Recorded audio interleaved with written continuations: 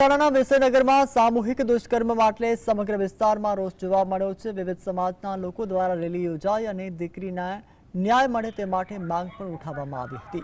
મોટી સંખ્યામાં લોકો આ રેલીમાં જોડાઈને આરોપીઓને ફાંસી કે જન્મકેદની સજા થાય તેવી પણ માંગ કરી રહ્યા છે। લોકોએ આવેદનપત્ર આપીને કડક પગલાંની પણ માંગ કરી છે।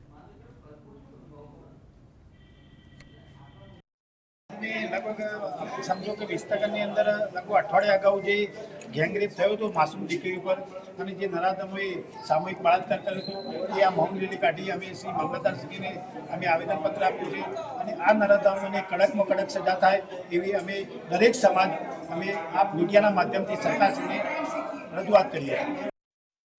વિસનગરમાં તાજેતરમાં જે રેપ અંગેનો એક ગુનો પોલીસ સ્ટેશનમાં નોંધાયેલો છે એ સંદર્ભમાં પોલીસે આરોપીની ધરપકડ કરી અને કાયદેસરની કાર્યવાહી શરૂ કરેલ છે।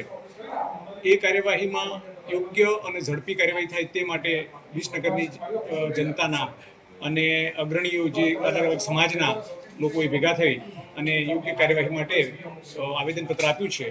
જે આવેદનપત્ર ઉચ્ચ કક્ષાએ મોકલી આપવામાં આવશે અને નિયમ અનુસારની કાર્યવાહી સત્વરે